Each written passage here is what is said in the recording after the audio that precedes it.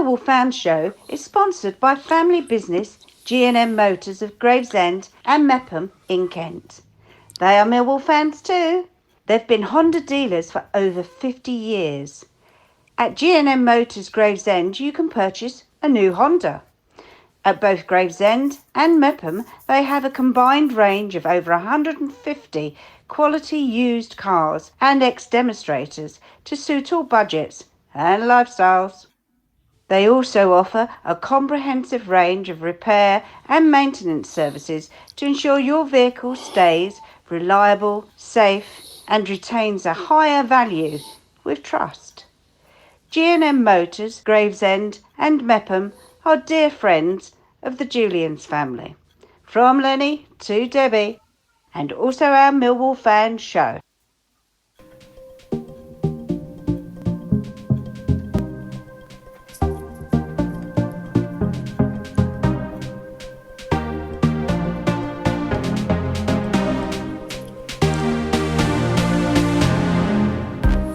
Hi, Bethany Warren here, and you've joined us for the weekly Our Millwall Fan Show with the Millwall No One Likes Us Talking team, which is broadcast every Friday evening.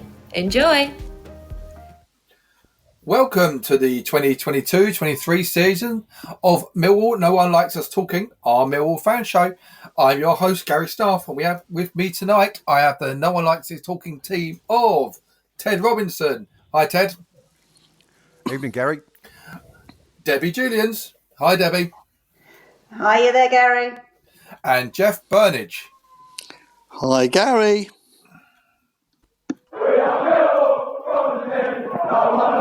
Not everybody likes them, but they don't care. So, everybody, 3 points at home against, unfortunately to say it, a poor Middlesbrough. You wouldn't say that very often, would you? And I'm going to start with you, Jeff. What did you make of our 3 points against Middlesbrough? Well, I don't think Middlesbrough were that great, but I think we have to stop always saying the other team were poor when we beat them. You know, they're a championship team, established. They were close to the playoffs last season, closer than us, I think.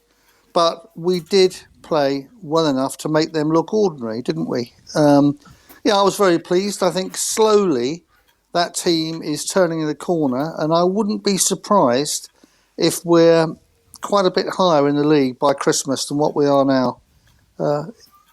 That's my view of it. Fair enough. I'll ask our dear friend Ted next. I agree with Jeff. I thought we played very well. I do think we're beginning to... the team's beginning to come together. The shape's beginning to come together. And I think our new boys, Fleming and Voltshammer, are both beginning to get the grips with the pace of the championship, which helps. They both look like match winners to me on their day. I mean, Voltshammer's been a bit unlucky, to be quite honest. I can remember when he came on against Norwich, he hit the bar.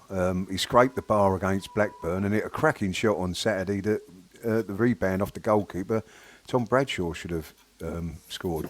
So I think he's finding his feet. I think he's getting... Ted, I've watched that back actually, and the keeper does like Jeff just said, I think the keeper did very well. Shot straight out at him, and he literally made himself massive. He made himself as big as he could, and but you would expect someone of Tom Bradshaw's quality to, having got there, to have buried it from there. Yes, you have to give a keeper credit, I understand that, but you've also got to look and say, Tom should have scored, I think. But the point I was making is that Voltshammer... everybody's giving credit to Fleming for a wonderful goal that he scored against Forest and the two on Saturday.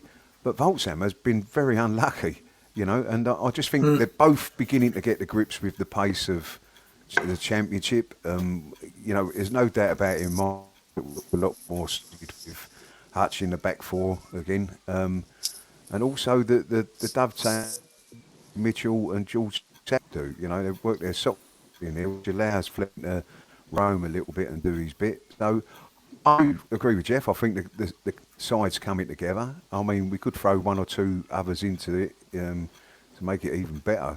In my opinion, if Mason Bennett could stay fit, he'd always be in my team. But listen, it was a good, solid, not spectacular, but solid performance. And again, agreeing with Jeff, I think you've got to sometimes give the Millwall credit when a team looks ordinary, because it was the way we made them look as much as anything else, I think. And, we done enough to win the game and deservedly won 2-0. So, yeah, happy all round for me after Saturday. Yeah. And Debbie, do you agree? Yeah, no, totally agree. We sat very, very comfortably there. And, Vogie, as you say, he had a very good game and played wide, and there's no negatives at all. Everyone was pleased with him. And our Zian, if I'm pronouncing him correct, that Fleming, I mean, Rowett apparently has been after him for sort of over 3 years, trying to sign him, and finally has got him. And he's predicting that he's got Skullgoring will go into double figures this season, well into double figures. So, yeah, I think we're holding, and hopefully this is on a positive run. I was looking through Twitter this week, and I saw a Nottingham Forest scout saying that they were the ones that uncovered him. I'd like to read into that a little bit more, because I don't believe that's the case. But I did say a couple of weeks ago when I was chatting to Stephen Reed up in the executive lounge that he did admit that he was on Forest's radar, but I think he's been on Millwall's radar a little bit longer than most. So no, Zian is a very good player, and Ted, you're right. Vogie is going to do something, and I thought on Saturday was his best game. He was involved. He looked confident, and to be honest, he's come from a German league where he's not been. It's very different. It's a very different game. He's hit the ground in the UK, and he's now getting to grips with it. And I think he's playing very well. The way he holds off players, it's brilliant. Well, one or two people have been calling for him to play down the middle, Gary, and I wouldn't be surprised if that happens soon, because he looks that type of player to me. As I was saying about Bennett coming back to fitness, you could always move him inside and put Bennett out on the right. You could leave Bury on the left, or you could, put Bennett straight in for Bury, and even move Tom Bradshaw out to the right, because Bradshaw will work his socks off for you. But I just think that we've uncovered a couple of little gems. This business about Forest discovering him and all that sort of stuff, listen, it doesn't matter who discovers him, it's who gets him at the end of the day. And, absolutely. Millwall Football Club sort of pushed the boat out in one way and another to make sure that we got... Listen, lots of people critical of Millwall when it comes to transfer market, not getting him or not doing that, yet we still try to find funny sort of reasons for not appreciating the fact that we've actually gone out, and it looks to me like we've got two very good quality players that have come in that were not. You can't say they weren't playing in good teams, because they was, but it's a coup for me for us to go and beat some of the bigger clubs that are around, to two players with the quality that I think these two boys have got. So well done Millwall for the summer thing there, and I think we're still early in the season, but these two are only going to get better and better. Definitely agree. And the man who brought them in, yes, it's been speculated this week that he may be going back up north to West Bromwich Albion. Personally, didn't believe a word of it, and you can check our group chats to say that. I think sometimes a rumour gets out there, it starts ticking up pace, and it brought odds down, all stuff like that. I'm glad, personally, saying I said a couple of weeks ago that I think he's coming to the end of his tenure at Millwall, maybe he's taken him as far as he could. He's proved me wrong in the last couple of weeks, and I really, really want him to succeed now at Millwall and get us into that top six and prove a lot of people wrong that are currently putting some very indifferent things on Twitter at the moment. Well, what I would say, Gal, if any of them rumours were true, and I always think to myself, when another club comes in asking about your manager, that means we must have a good manager. Whatever people say about the way we play or whatever, and whatever they say about Gary Rowett, for the last 3 seasons, he's got Millwall into a position where we're an established championship club, and we're battling at the right end of the table rather than the wrong end of the table. So I don't care about Gary Rowett and the style of football that we'd all love to see wonderful attacking football, but unfortunately not every club can afford the players that Manchester City can and Chelsea can. But this side is a good side, and Gary Rowett, and everyone keeps saying like after this summer that this is Gary Rowett's side, yet we don't seem to be some people don't want to seem to be letting him get to the end of the season to find out whether it is a good side or not, you know. So, listen, I take it as a compliment if West Brom were interested in Gary Rowett. I, for one, at this moment in time in the season, looking at the league table and where we are and how our team's progressing, I'll be over the moon if he stays. It's as simple as that. Yeah, I'm with you there, absolutely with you. And I always say, be careful what you wish for, because the alternative may not be good. And that team's really coming together now. Couldn't agree more. And you're definitely right about the grass is never greener. Well, the thing is, Gal, we're established. You know, everybody doesn't expect Millwall to go down this season because everyone says our team's better this year than last year. You know, so there's an expectancy within there with Millwall fans that we're not expecting to be fighting a relegation battle. Although this division's very close, we know that. But why people would wish to sort of give somebody else a go that might be... A lot of people jumped up and down and said when Holloway came in, oh, great, you know, what a disaster he was. You know, so as Debbie quite rightly says, you've got to be careful what you wish for. Sometimes fans believe that the grass is greener, but it won't necessarily... Look at Chris Wilde as a perfect example. You know, everyone would have thought that he was going to make it with Middlesbrough because he's a good manager. He is a good manager. But sometimes it just don't happen. And, you know, we're lucky we've got an established manager who season upon season has improved the team and got the team into a better position. So let's hope that continues this year. Definitely. Yeah, well, I agree with Ted and Debbie and you, Gary. I just think that you know, there's no doubt that there's an element of our crowd, quite a big element, unfortunately, that all they want to talk about after a game is, well, he's bought another week because we got one, or it's time he went if we lose. It's as if people are just desperate to be proved right. And but I think he's a strong character, Gary Rowett. I think he's got some decent players in the team now, and I think as I said, I think we'll be further up the table by Christmas than we are now. And I think we're going to have one of our traditional strong second halves of the season. We'll take a break there from those lovely words from Jeff and hear about the match day programme. Hi, Bethany here. Want a match day programme? You'll find them with sellers outside the ground by the gates at Zampa Road, Stockholm Road and Senegal Road. They cost £1 and the sellers ask if you can have the right money, as change will be difficult. If you want to get a message, photos of special events, memorials, or just ones for good luck to be included, email smprogram@protonmail.com. That is smprogramme@protonmail.com. It's a great read.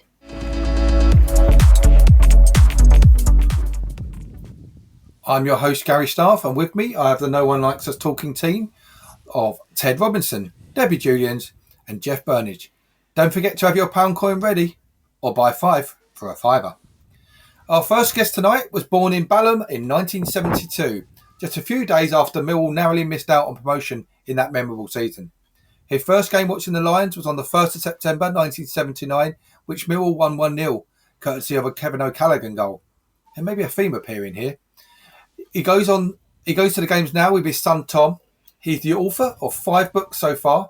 These are Because My Dad Does, A Natural High, After the Lord Mayor's Show, Ordinary Boys, and South Bermondsey Homesick Blues. I think you all know who it is now. Welcome to the show, Merv Payne. Hello. Hello, Merv. How are you doing? Hello. I'm good, thanks. Yeah, very good. Thanks for having me on. Yeah, brilliant. No problem. Merv, just before I jump into what I was about to talk about, a man called Phil Coleman, who's a friend and panellist on the show, said thank you so much for the time on the and the book, The Ordinary Boys. He's very privileged to have been part of that with you. Oh, no, the gratitude's all mine. I mean, I spent a good few hours with Phil discussing it, and the content and gave me the stories he gave me really gave me the foundation for Ordinary Boys. You know, his knowledge, his wealth of knowledge on that time at the club, and not just his own experiences at the club, but that of the other players, and that was invaluable. And I think without Phil's input, that book probably wouldn't have happened, to be honest. So yeah, the thanks are all mine on that one. Fantastic. So Merv, as we discussed before you come on air, I've asked you to tell us about your most memorable match that you attended since you've been following the Lions. Can you tell me what that is and your experience of that day? And then we'll ask you a couple of questions about your day. Yeah, of course, happy to. I think Millwall supporters of a certain age won't be surprised that my most memorable game was Hull City away on May the 2nd, 1988, when we went there needing a win to clinch promotion to the first division for the first time, and we managed it courtesy of a Kevin O'Callaghan goal, which, as you said at the start, was the same Kevin O'Callaghan that scored the only goal of the game the first time I went to see Millwall play. So it was something quite a fitting sort of way to get promotion in the way we did. So what else would you say about that day? It was, well, my abiding memory really was in the build-up, desperately trying to persuade my dad to go along with me. He was ridiculous, even by football supporter standards. He was ridiculously superstitious. And he was, I mean, it sounds a bit over the top, but I'm not exaggerating when I say he was mentally scarred by what happened in 71, 72. He was there at the Den that day when we played Preston. And obviously, it's now legendary that at the end of the game, there's various stories, but as often happens, they get embellished over time. But the legend is that the word went round that Birmingham had lost, and as Millwall had won, that meant they were promoted. And there was a brief celebration of that before the reality set in. And my dad convinced himself that that was our golden chance gone to get promotion to the first division. It was something he obsessed over, as a lot of Millwall fans did. And this is in a time when, you know, wanting to get into the top flight in the 70s and 80s was very different to wanting to get into the Premier League now. It wasn't all about the money and that kind of thing. It was just the league to watch your team in. And yeah, my dad convinced himself that it was never going to happen, but not in his lifetime. And so he said, I'm not going to go and watch them blow it again. He said, if I go, they'll blow it again. So he didn't go with me. So I ended up roping my cousin in, who weirdly was a Wimbledon fan. And we went on an organised coach trip by the Bricklayers Arms pub in Walworth, which, like a lot of pubs around there, is no longer there anymore. Because I was too impatient to wait for the official coaches to start selling tickets. And I remember seeing a little notice in the South London Press, and they were just saying that they were organising a coach. So I went down, I got some tickets, and that was it. But the whole day, I mean, there was obviously a load of nerves before the game, but we took a ridiculous amount of fans up there. And this is when Hull played at Boothby Park, which was a proper football ground, you know, not dissimilar to the Den, traditional ground, which had, you know, sort of seen better days, and we took over sort of 3/4 of it. And it was just that anticipation. You could sense that same feeling of, are we going to do it on the terraces there from older fans, just like my dad felt. And of course, when the referee pointed to the penalty spot after 10 minutes or so, you just knew Kevin O'Callaghan was going to put it away and score the goal. And it was a matter then of just biting your fingernails and hoping we'd hold on. Debbie, do you have a question for Merv? Yeah. Hi, Merv. Hi, Debbie. Good to actually talk to you rather than over Twitter. It's quite funny. Oh, yeah, definitely. What a match that was, and a massive moment in Millwall history. What was the atmosphere emphasising on that in the ground before the game? Yeah, one thing I remember, because obviously there's a lot of fans arrived from coaches and cars. They take what arrived first. Now, I think the trains, the fans on the football specials, I think they were delayed. But Hull's old ground, Boothby Park, was one of those grounds, had its own station. Boothby Halt, I think it was called, and that was behind the end that they'd given Millwall on the halfway line. And that arrived, and as that arrived, there was like a swell of Millwall fans coming into the ground, and the atmosphere went up. And what coincided with that was there was a bit of a thunderstorm. So we'd gone from a nice sunny day to the clouding over, and there was thunder and lightning, and it just added to the whole drama of it all, really. You know, it was like something out of Game of Thrones, really. But there was just that whole, I mean, I think something else my dad was banging on about is, we never win at Hull. He was again superstitious about certain grounds we never did well at.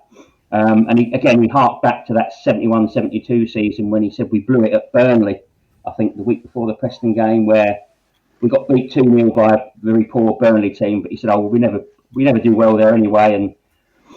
But there was just that feeling as the game went on, we were in such control, and Hull had nothing to play for, and they realised then they were just guests at our party, and it felt like forever waiting for that final whistle. But when it finally came, I mean, it was just, the scenes were just unbelievable.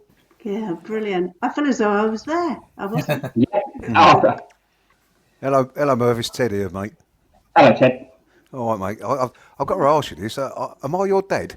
Because am I your dad? Because I had exactly the same experiences that your dad had. The scars of the 72 season with the Preston thing lingered in me, and it was one of them. Would we ever sort of achieve it and that? And then Hull came along, and that it always amazes me in games like that when we all go up there all laughing, joking, and happy with everything, and sort of the anticipation. Then when it happens, or as it's happening, the only other game I felt experienced like Hull was the FA Cup semi-final, because it got to the last 15 minutes and they seemed to take as long as the first half and what you'd seen put together. It just seems to drag. But that everybody, and you look around, everybody's feeling exactly the same, don't they? Yeah, definitely. I mean, the FA Cup semi-final, that's obviously comes very close to being the most memorable game, but for some reason, for me, that going there, I was a bit nervous going to Old Trafford, but once the game started, we just felt so comfortable, and that whole cup run, I agree with on our side. There wasn't the nerves like there was at Hull, but there was just that sort of. I think perhaps because Old Trafford had a clock up in the thing and I could see it, and it didn't move for about half hour. But but that sort of towards the end of the game where you're so close, it's definitely it's an horrible feeling. But then, as you say, the elation comes after, doesn't it? Ted, was you there? Hull? Yeah. I was only a young boy, so I'm not your dad, Merv. Don't worry, I'm not quite. I was only 16. I was only 16, which so. But, I mean, how old was I? I was about that sort of age myself. But it was, it's an experience, isn't it, following Millwall, without a doubt. No, definitely. I mean, another thing that sticks in my mind that day was when we eventually got on the coach to go home, and we were driving through the sort of streets of Hull towards the Humber Bridge to get out, and it was even like it almost doesn't feel real now looking back, but there was a Hull fans obviously making their way home, and they were sort of clapping us. And everything just seemed so surreal and un-Millwall-like, because so the difference between that game that day and the FA Cup semi-final was being a cup game, it's a one-off. So it's just either you win it or you don't. But Hull, I mean, it was a culmination of a really tough season when we started like very hopeful because of all the investment that summer, and we did well. Then we seemed to fall away. Then we went on that amazing run of like 6 wins in a row and put us right on the brink of promotion. And yet, if we'd lost that day, and I think we had Middlesbrough, Bradford were close to us, Aston Villa, it could have all just completely fallen apart on that one day, and the whole season could have been down the pan, even with, so that's what made it more nerve-wracking, but obviously all the more special. Well, the other thing your dad said was right. We never, usually as a rule, done very well against Hull. It was always that they was classed as a figure. I'll tell a lie. I weren't 16. I was about 19. I must admit.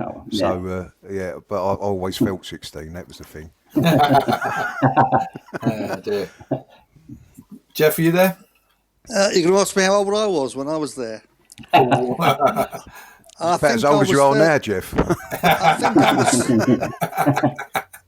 I think I was the traditional 39, which I stayed for quite a long time. No, it was a wonderful day, Merv. You've picked a good one there. Good evening, Merv. I must say, I really enjoyed reading all your books. Really enjoyed it. It was an interesting experience because you didn't ask me about my memories of any of those books, which means that I was looking at it all over again from a different person's perspective, which was really interesting. I mean, my personal experience was, I can tell you that the camp was extremely confident of winning at Hull, not just going up. Everyone went up there very, very confidently. It was on a Monday, wasn't it? A bank holiday Monday. It was a May Day bank holiday Monday. Yeah. And who we played somebody at home on the Saturday. Stoke. We just beaten Stoke 2-0. Sorry. Yeah. I remember Lou Macari being interviewed on television, and he said, "I've no doubt Millwall will get promoted on Monday. They're the best team in the division." I thought, that's nice. Really pleased to hear somebody say that apart from me. And the team went off on the Saturday night on the coach straight to Hull. So they got there on the Saturday and stayed Saturday night, Sunday night. What they didn't know was we'd also reserved the hotel for Monday night as well. Right. Everyone was really confident, I can tell you. I didn't have any collywobbles. Everyone was very confident that we'd do it. But my memories of the game itself, it wasn't much of a game. We were in front from that penalty. One of the worst penalties Kevin's ever scored, I think. He was very nervous taking that penalty, he's told me since.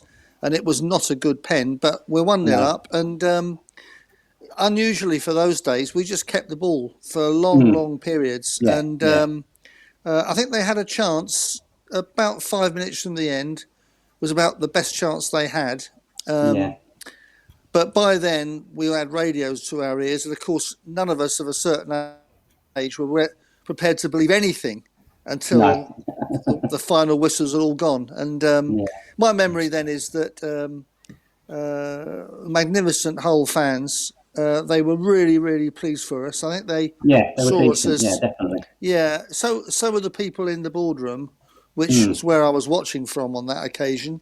I remember the players going over to the crowd, and the pictures you can see now show quite a few parts of the kit went off the bodies of those players and became souvenirs. It was a wonderful, wonderful day. It was, definitely. My dad and I had been bereft in 1972, so gutted that we really thought we got there. And bear in mind, everyone, we'd never been in the First Division, and we were like something like over 100 years old as a club by then. Formed in 1885, that was not 1988, so we were 102, 103 years old. So it was a huge, huge deal, and it's one I'll never forget. Good pick, that one, Merv. I think what I enjoyed so much was how confident everybody was. It didn't feel like a shock at all. Yeah. So also, Merv, Jeff talking about your books there, I hear a rumour that there is a new book on the horizon. I believe it's called Daydreams and Nightmares, Millwall FC in the 2000s, Part 1. I believe it's 2000 to 2005, is that right? That's correct, yes. It's out next month.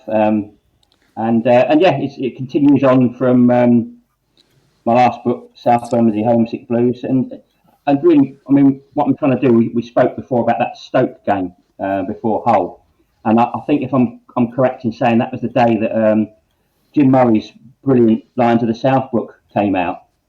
And I've mentioned on here before that it's just a fantastic book. And I don't know if it's still available to everyone, but I would definitely recommend any Millwall fan getting it. And the only negative thing you can say about that book is that it stopped at the start of the 87-88 season, because obviously you had to stop somewhere so they could produce the book. So we never got a chance to see Jim sort of covering that famous promotion season and the first season in Division 1. But what I sort of tried to do, obviously, in my own way, is sort of continue the story through the First Division years and through the 90s, and now I'm picking up the 2000s, and what was it was a fantastic era for us in many ways. I think in the main reason being for some of the players that came through the ranks at the Den, people like Cahill and Eiffel and Stephen Reid, and how yet again we came from the third tier of English football to the brink of the Premier League and to a FA Cup final and a place in the UEFA Cup, which is, just even now saying those words seems a bit unreal. But again, it was, I think they seem to, I've mentioned this before, but Millwall seemed to pack more into 5 seasons than some clubs pack into half their history. So there's plenty in there, and I've already chatted to Jeff about some of the stuff as well. He was kind enough to chat to me and give me some stories and stuff. But yeah, I mean, it was just an amazing spell where we went from, administration in the late 90s to again, the brink of the Premier League and an FA Cup final. Go on. Yeah, it's great to hear there's a new book coming. What a period that was to cover. Promotion, the FA Cup run, the Mother's Day massacre. Was it an interesting period to write about outstandingly? Definitely, yeah. I mean, without wishing to get sort of too serious, I've always found books as reading books quite therapeutic, and late in the last few years, writing them even more so, because you can sort of just totally immerse yourself in that sort of time, and nothing more enjoyable for me than surrounding myself with old Millwall programs, old Millwall press cuttings, video clips, and stuff like that, and just going over it. And it's amazing how much of that sort of time you forget, and how good some of those performances were. And one thing that really stood out for me is what a fantastic player Paul Eiffel was. I think we appreciated him at the time, but I don't think we fully appreciated him. And when you look back at some of the games and the goals and what they did, the FA Cup run, and that really bittersweet season where we reached an FA Cup final, but perhaps should have got promotion to the Premier League by beating West Ham in the playoff final. But unfortunately, once we got to the Cup final, things sort of petered out. Players' minds were on the Cup final, and we didn't make the playoffs. But it's just yet another, interesting chapter in the club's history, I think. Well, it's certainly on my list, and you make it so real. You make it so real. Oh, thank you. Same, Merv. I mean, it's a fantastic period, and only talking about it now, you realise how much, like you say, we crammed in a small definitely. space of time. Yeah, what people in their clubs have experienced over a lifetime, if you know what I mean. It really definitely. And through that period, we had some a couple of Millwall's most memorable managers, I suppose, because of what was achieved at the time. One in Dennis Wise, but I think you have to throw Ray Wilkins' name into that thing, because Definitely. Ray was such an influence. And Absolutely. dear old Mark McGee, who came in off the back of Rhino and McCleary. I mean, and was very successful. So what did you make of them two? Yeah, obviously the book starts in 2000, which was when Rhino and Macca really got the team playing well, and we were sort of quite unlucky to actually miss out on an automatic promotion place in 2000, and ended up losing the playoffs to Wigan. And I mean, it got us to the point where we were expected to win promotion that season, and that season started off well for them, and it sort of went very suddenly wrong. I think we lost at home to Wickham, and we drew at Brentford, and suddenly, I remember at the time Theo Pafitis saying that when he gave the job to Rhino and Macca, he said to them, "You do realise that one day I'm going to have to sack two Millwall legends," and that was sort of Pafitis' way, because that's the nature of football management. Is getting the sack is pretty much guaranteed, and he took that hard decision, and I think a lot of fans were surprised at the time. And I seem to remember the fans not being too happy about the appointment of McGee at the time, because he was in something in the wilderness a little bit, really, after some bad experiences at Leicester and Wolves. Yeah, he was. Yeah, but I think he inherited such a brilliant squad, and I think, I mean, you say about Ray Wilkins, you have to mention Ray Wilkins with Dennis Wise. I think in the same way you have to mention Ray Harford. Of course, of course. I think when Rhino and Macca left, obviously Harford was put in temporary charge, and I think he was elevated then from being just a sounding board for Rhino and Macca, because obviously he wanted them to have it was their job, them to have their head. I think once they went, and he's given a more of a senior position, and I think Mark McGee's no mug. I think he saw what a good influence Harford had, and I think he was fantastic for the youngsters. I think he was instrumental in turning the likes of Cahill and Eiffel and Reed from Division 1 players, as it was called then, into within a season they could easily have walked into most Premier League teams, and that's down in no small part to Ray Harford, without a doubt. Merv, was Ray Harford part of the England setup at the time as well, wasn't he, or just come out of the England setup? I think he'd been involved. I know, obviously, he was at Blackburn with Dalglish when they won the league, but I think he's just one of these vastly underrated coaches. Coach is not a term we use much in this country, really. We talk about managers and stuff, but and so many coaches don't make good managers, or so many assistant managers don't make good managers. But someone who's there, just his influence on the training ground, in the dressing room, I do think that was definitely one of the unsung heroes of Millwall. And similarly, Ray Wilkins, I think he played a similar role. Agreed. Yeah, I mean, I obviously, it's a time I remember very well. The Yeah. period you're covering, Merv, it started brilliantly for me and ended up in a very difficult season. Very difficult. And on this occasion, Merv, you did speak to me because I always enjoy other people's perspective, but I thought that 2004-05 season, I didn't want it to be misrepresented, and so I was glad we spoke, even though you've never come back and told me which of the juicy stories I told you you've left out. I'm dreading reading the book in case you drop me in it. No, you're okay. Don't worry. No, you're but Merv, feel free to do whatever you want. I would like to pay great tribute. You know, he's still dropping rumours that he's in the press box and the even back then. No. I think it's important. Put those juicy bits in. Put those juicy I'd love bits to. in.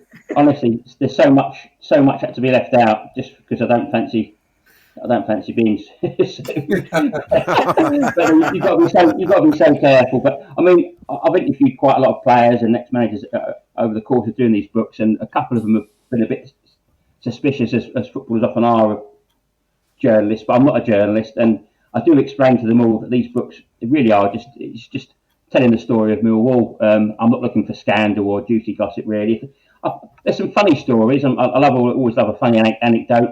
But yeah, I mean, there was some great stuff from Jeff, which sadly couldn't be included. But no, still plenty of good stuff there. And yeah, it was a bizarre season, a bizarre way to a bizarre note to end the book on. Quite a sad note, really, but it's very typical of the history of Millwall. Merv, have you put in the bits have you put in the bits that the players have said about Jeff, rather than the other way around? I think some of the juicy stories I'm reserving for my posthumously published memoirs. So no one can sue me when I'm dead and gone. But I would like to just say that I'm so glad you mentioned Ray Harford. He was just a brilliant coach and a very, very great guy. Everyone absolutely loved him. He was basically running the team at Blackburn when they won the league. Was it the Premier League? First year of the Premier League? It was his third, I think, 90. Yeah. No one pretends that Kenny Dalglish did much coaching. I don't think Jurgen Klopp does, by the way, to bring the Liverpool story up to date. And it is an interesting one, isn't it? The difference between being a manager and a first team coach. Some of them combine the two very well, but quite often they're one thing or the other. And in the case of Ray, he never wanted to be a manager, but he loved coaching. He loved coaching players, and the better the players were, the more he loved it. And he had a great big part to play in Mark's success. I'd also like to say that I thought it was very sad what happened to Rhino and Macca. I don't know why, but there's always an element of our fans that want to bring heroes down to earth, because they were two great players for us. Very good management team. Very, very unfortunate to lose their jobs when the team was about to produce. I do believe that Rhino Macca as management team and Ray Harford as first team coach, they would have got promoted with or without a change of manager. But we'll never know, will we? We'll never know. But there you are. Before you go, Merv, just a quick comment about, the last couple of days. Gary Rowett being touted to West Bromwich Albion, and also a prediction for Bristol and Watford on Wednesday. Just a couple of things to close us off. Yeah, I mean, I caught the tail end of the discussion about Gary before I come on, and I do intend to agree that, it's definitely a matter of better the devil you know, and be careful what you wish for, because I know a lot of Millwall fans won't like to hear it, but we have to accept we are punching above our weight where we are in the Championship. And when you've got teams like West Brom and Middlesbrough struggling and sacking their managers, it makes you realise how well we're actually doing. And I think the West Brom stuff, I think it's just made up. I think it's just rumours, or it's convenient because of Rowett's Midlands connections and that sort of thing. I think back in the summer, I think he was apparently nailed on to go to QPR and take a couple of our players with him, and that never came to anything. So, I do think we need to sort of just crack on. Like I say, he's building his team. the only thing I'd say, I think, about, you mentioned the sort of the style of the football, and obviously we can't play like Man City, but I think what it is, I think a lot of Millwall supporters have been brought up. I think every football team had its own sort of DNA, and we were brought up as Millwall supporters, watching teams that were quite swashbuckling and high tempo, and speed, quick wingers, people like. And I know the game's advanced, but I sometimes feel in a position with Gary Rowett and Millwall the way I feel with Gareth Southgate in England, and that's sometimes you think just go for it. I mean, they're both great blokes, they're both good coaches, good managers, but they've also got a good squad of players. And sometimes you feel, I mean, I felt this at Blackpool last season back in January, you sort of feel like perhaps we're just holding back a bit. And maybe now with some of the new signings we've got, I think our biggest enemy is injuries, really. I think if we had 2 or 3 key players getting injured, then we'd struggle. But if we can steer clear of injuries and get a settled side, then there's no knowing what we can achieve. And 3 seasons of top half finishes is great.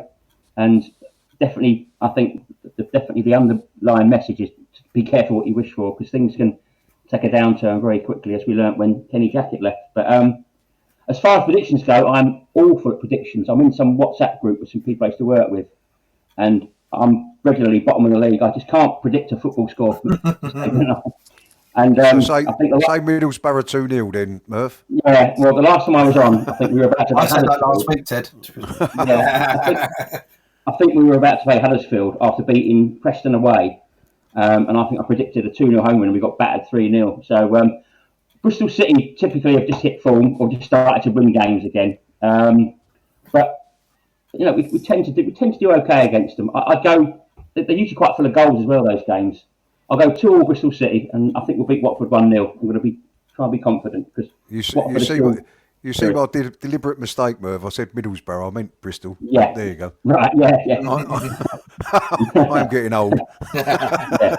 So whatever you do not bet on those scores, because they will not be right. Thank you, Merv. It's been an absolute delight, and some great stories in there. And we'll look forward to your new book. And thank you very much. Thank you very much. We look forward to Cheers. Cheers, Merv. And Cheers, Merv. Cheers. all the best to your family. Take care, Merv. Thanks a lot. Cheers. Good Bye. night. Bye. Good night, Merv. Bye. Good night, mate. Bye. Bye. Nice speaking to you. Bye. We'll take a break there and listen to Debbie Julians and Harvey Brown talking about the Lions Food Hub. Let's hear from Harvey Brown. Have you heard of the Lions Food Hub? That Millwall Lioness, Kelly Webster, is involved. Don't forget to help the Lions Food Hub if you can. Thank you.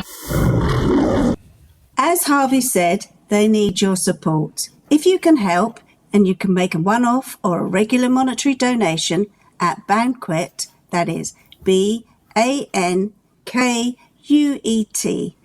you will find them online. Insert www.banquet.co.uk/Lions Food Hub into your browser. I'll say that again.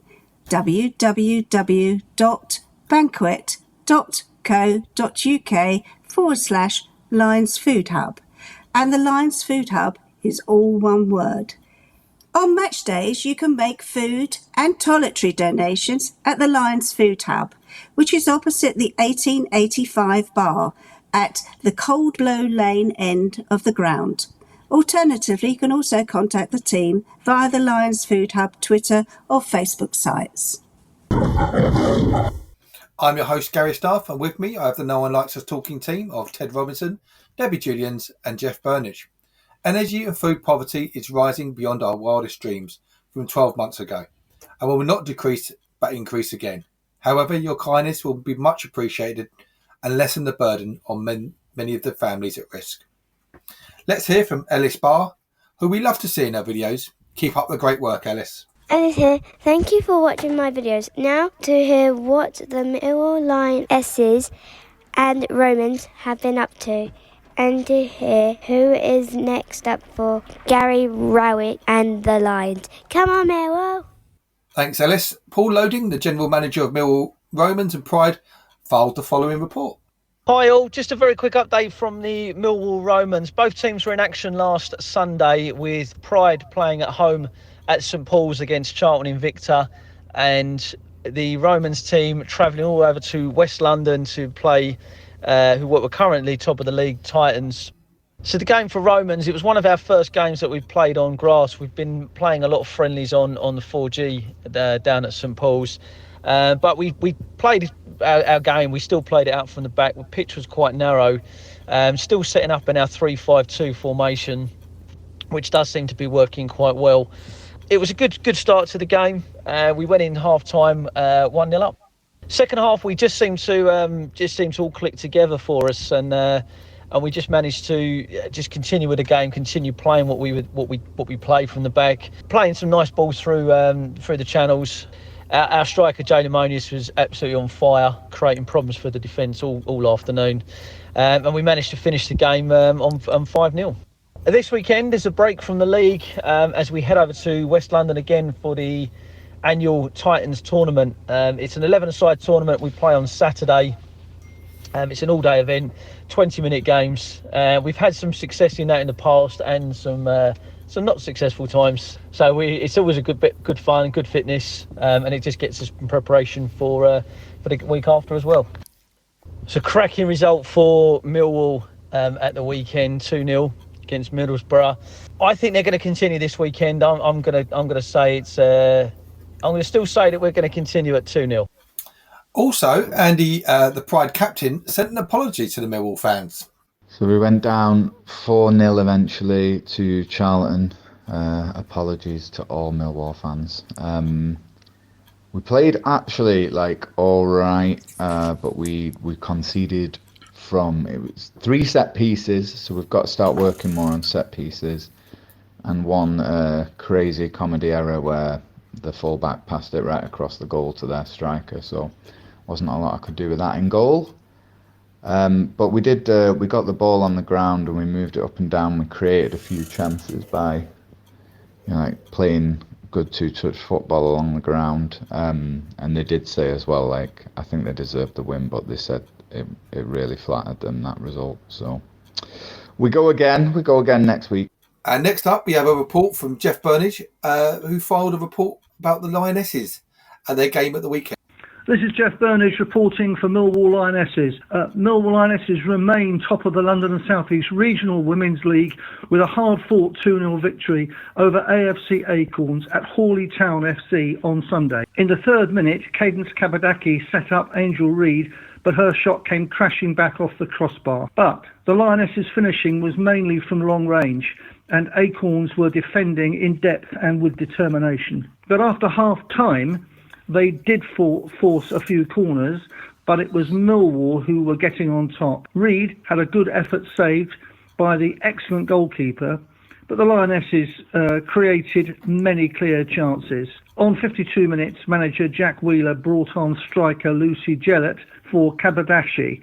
She opened the scoring with a first-time finish on 70 minutes, and that was her first goal for the club. She added a second from close range on 72 minutes. Jack Wheeler was then able to bring on his subs, including Jade Keogh, for the tireless Millie Penfold in midfield. Millwall were now well in control and should have increased the score, but now they must prepare for Sunday's home game at St Paul's Sports Ground, Salter Road, Rotherhithe, with New London Lionesses. Thanks, Jeff, Paul and Andy there, and of course Ellis. Debbie, what do you make of the Lionesses' start to the season so far? Well, they've been excellent, haven't they? 6 wins on the trot, not even a draw in there. They're getting stronger and stronger. And they've got a few injuries and they're coming back, some of those coming back from their injuries. But they're trying extremely hard. And so the injuries are predicted, really, there. One of the things to watch out with is the following week at home at St Paul's against Grendon, I can never pronounce it properly, 3rd round qualifying. The winner will go into the 1st round proper for that, so that's that's our priority to get into the FA League. Good prize money as well, that's not the priority, and that's been doubled to £4,000. So make sure we support that. Thanks, Debbie. Ted, following Paul and Andy's apology there, wow. How do you feel the Romans and the Pride have started this season? Just to make it clear, obviously that report was done on Sunday night after the last game, but just to make it clear, this coming Lionesses, I may have got that wrong, but the following week is the game that Debbie referred to. That is at home at St Paul's Sports Ground on Sunday the 23rd. That is the FA Cup game. No, I'm really, really pleased with what I've seen, and all I can say is that I really, really ask anybody listening to this that they come down to that FA Cup game on Sunday the 23rd. If you listen to my reports recently, you'll know that we had huge crowds at Dulwich Hamlet and at Bromley, one for a league game and then the FA Cup game at Bromley. Nearly 700 people paid to see that game at Bromley. Sadly, only about 30 or 40 of them are Millwall fans. And it just goes to show that some clubs have caught on to the dramatic rise in interest in women's football more than we have. We need to get the crowds up for home games, and then I think Millwall Football Club will start to really take notice and get behind what is one of the traditionally great clubs in women's football. Thanks, Jeff. Ted, following Paul and Andy's reports, how do you feel the Romans and Pride Andy's apology for losing 4-0 Charlton have started the season as well there? Well, nobody likes to hear that, do they? But listen, I'm sure that the Pride will bounce back. It's sort of quite early in their season, finding their feet a bit by the sounds of what Andy was saying. Trying to play their football when it didn't quite work. But listen, I think the Romans are trying to follow along from the Lionesses by who was, I think Paul said was top 0. I mean, it can't be bad, but. I think they're going to have a good season, the Romans, and I think that will take time to get better as it goes on. Let's hope so, anyway. And as for the Lionesses, well, it's just phenomenal at the moment, and let's hope it carries on. And I echo what Jeff says about if you can get down and watch them. They're a young side, young girls in there. It's a good way to spend a Sunday afternoon. Jeff, also, the under-23s continue their great season with a 2-1 win away this week to QPR. Can we keep that run going? Not sure. Gary, it's under-21s this season. They changed it in the summer from under-23 to under-21. Really? I didn't know that. Yeah, well, not everyone keeps up to date with minor things like that. But one of the things about being in the Championship is that the credibility of your young players is greater, and you do get the opportunity to lend them out to League Two and National League sides. And at the moment, for the game on Monday that we won, I've forgotten who it was against. QPR on Tuesday. QPR. No, QPR. That's right. I was there, and. We didn't have a back four because Bez Topolodge is at Dagenham and Redbridge on loan. Chin Okoli, who I've talked about before, went to Torquay United on loan. Both of those National League.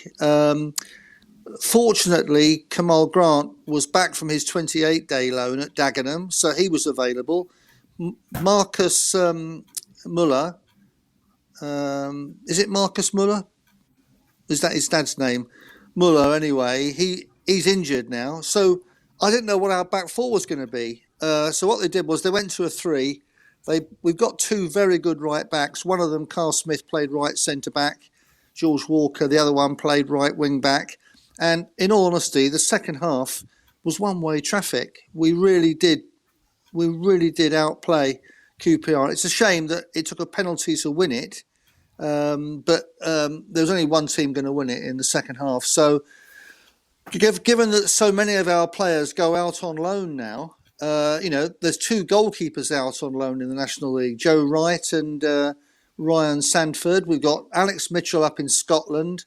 Some Millwall fans may have seen live on television on Saturday, St Johnstone played Celtic.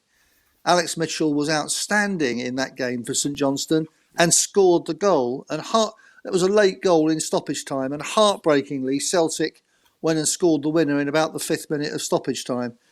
There's another chance to see Alex Mitchell for yourselves this Friday when they play Hibernian, again live on TV. I think it's Sky. And it's memorable because that's the game where, for the first time, VAR is going to be used in the Scottish Premier League.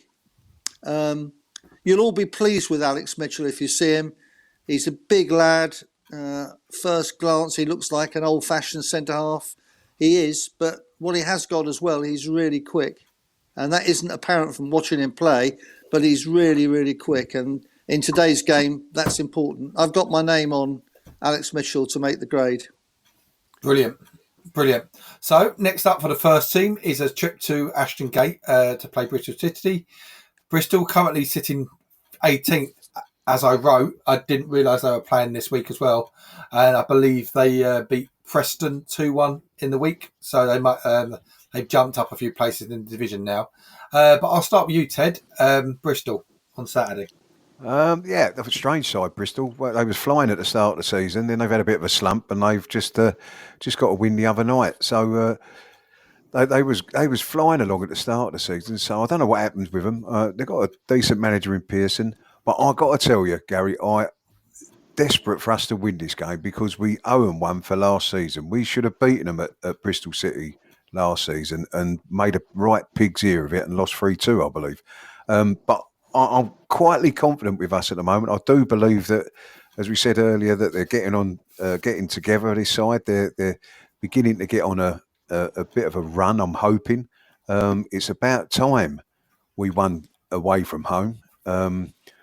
So that always, I always hate it when I see a side coming to Millwall that hasn't won for about 5 or 6 games. I think they're due one. So I'm very hopeful, and I will be interested to see if he changes the team or if he keeps it as it is for a bit of consistency, and they continue to play with a back four. But I'm genuinely optimistic about Saturday. I've got a good feel about that because we did outplay them last year but lose. So yeah, I'm confident for Saturday. And do you want a prediction, Gal? Is that what you're after? Or? Yeah, we'll chuck them in now. Chuck them in now. Or I think, although I'm saying all this, it wouldn't be Mill if it didn't give me a few scares and that. But I'm gonna stick my neck out and go 2-0 to the Lions. I'll take that. Jeff? I'll take that as well. I mean, look, I'm like most other Millwall fans. I don't know whether I'm optimistic or pessimistic. It changes with every day. But I do think the team's fortunes have turned. I do think we're on the up. I think it'll be a while before that's too obvious. I just would like us to keep our current unbeaten run going. So if it were a draw, I would be happy with that. But I think we have improved. I think Hutchinson made a comment about the change of system and said that they wanted something different. And let's face it, it's worked. And prediction, I will predict 1-1. Okay, Debbie? Yeah, I'm the same. I just really, as everybody, hope that this we have a really good winning run, and hopefully we will get them back for that, Ted. And I'm going to go with 2-1. Fair enough. Right, and then this is a bit of a family one for me. Following the Bristol City game home to Watford, we're up against my in-laws of Watford, who've already on manager number 2 this season. God knows how many they'll have by the end of the season. I felt so sorry for Rob Edwards because I kept on saying to my father-in-law, and he agreed with me, they just need to build. They need to be a bit more stable. And within, 7 games, they've got rid of him. Cleven Bilic has come in, already lost as many games as what Rob Edwards did. I just don't know what goes through their management or their board's mind with the way they just pay off these managers. They must have just money to burn and throw at these managers. But I'll start with you, Ted. What do you think about our chances of beating the inconsistent Watford?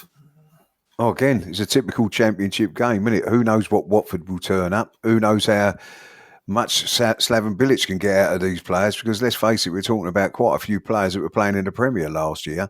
But sometimes they drop down, these players, and it's like, I don't know, something goes out of their game.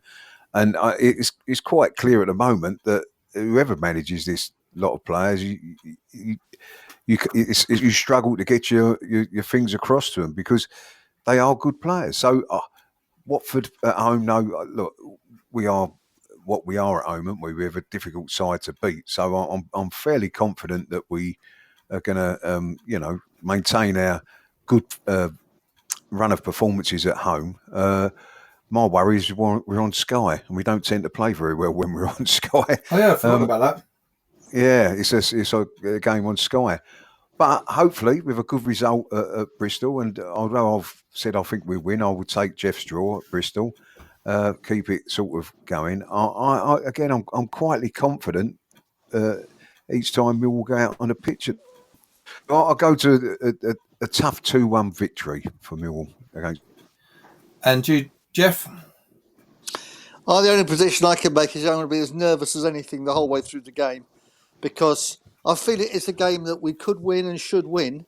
But as Ted's reminded us, we don't do much on Sky, do we? Particularly when we're at home.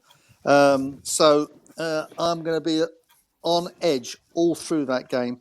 A lot of fans of other clubs in our division would say that Watford, man for man on paper, are a stronger team. After all, as Ted pointed out, they were Premier League players last season. But I just have confidence in us at home, and Gary and the players really need to convince the crowd to get behind them, which we're not all behind them at the moment. So it'll be a wonderful day when we play Watford at home to show them what the team is now made of. And I'm going to predict a really comfortable win for Millwall and wake up everybody. I'm going to say 3-0 Millwall. We'd all take that. Debbie? Yeah, absolutely. Well, I agree with Ted that they're really their players are deflated, and with all the new managers coming in, swapping and changing, it just doesn't, they're not comfortable. They haven't found their positions correctly, as I feel. So I'm going to remain hopeful, and let's make sure our crowd really does that Lions roar. And I'm going to say 2-0 to us, obviously. Fantastic. I hope we're all right. I hope we're all right for your sake, Gal, because there's nothing worse than losing to your mother-in-law's team. Yeah, I know. But I'm going to stick my head out. I think we'll beat Bristol City on Saturday. I think we'll beat them 2-1. And I will say we'll also beat Watford 3-1. I've noticed a bit of nervousness in my voice there. 3-1 on Wednesday night. I thought you nearly choked, Gal. Fantastic. Be brave. Be brave. We'll take a break there, and we will listen to Bethany Warren talking about Millwall sponsorship. The work of the Millwall Community Trust makes a big difference for people in Lewisham, Southwark and North Kent. Times are getting tougher, and to help them make a difference, you can help too, by making a donation. Give a one-off donation or a monthly amount. Your support is crucial in raising vital funds for their work, or by fundraising for them. If you are running, swimming, cycling, cooking, dancing, parachuting or anything else, why not do it for the Millwall Community Trust? Interested? Then either email inquiries@millwallcommunity.org.uk or phone 0207 740 0503. I'll say that again. Email inquiries@millwallcommunity.org.uk or phone 0207 740 0503. Thanks if you can. I'm your host, Gary Staff, and with me I have the No One Likes Us Talking team of Ted Robinson, Debbie Julians and Jeff Burnage. The work our trust does is second to none, and if you make a donation, it will go a long way to helping others in the community. Well, we are looking forward to the game ahead on the weekend against Bristol City, but in the meantime, here are a few matters of interest for Millwall fans. First off, what about sponsoring a player, enjoying a great executive lounge VIP package with family and or friends, or just getting behind the club in a number of different ways, and that includes business propositions from advertising to sponsorship. Just contact the helpful team of Andrew Stead, Edgar or Lucy in the commercial department to find out more. Good night. Next week, in case you didn't know, Gary, but you return to host Friday at 8 p.m. That's just a little reminder for you, Gal, with me, Gorgeous George, or some will say other things, and the wonderful Pat Maslin. And there'll be a view of our game and a couple of guests too. So don't miss it. And it's good night from me. Well, do you know someone, or do you think you have what it takes to join the Millwall Community Trust Post-16 programme and play against and with Millwall Community Scheme players and academy players? Just go on Instagram about training with them and trials. I'll say that again. Contact them, and the address would be at Millwall _ MCT _ Academy on Instagram about training and trials. Good night from me. Don't forget, you'll be able to listen to the No One Likes Us Talking team bring reports from our games both home and away for both the Lions and the Lionesses, and also updates on Millwall community matters on Maritime Radio, broadcasting on 96.5 FM.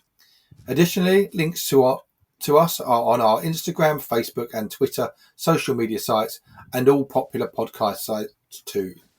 That's it from me. Thanks, Debbie. Thanks, Ted. Thanks, Gary. Thanks, Jeff. And finally, sorry, Jeff, you can say goodnight to me if you want. Go on then. Good night. I must say, I'm looking forward to listening to the controversial Pat Maslin and the gorgeous George Lampy, as well as yourself, Ted, next week. I've got to keep him in tow. I think I will be the referee. It'll be a good one. It will be. So don't forget to listen in next week. Finally, let's not forget to keep it safe on the streets out there. Good night.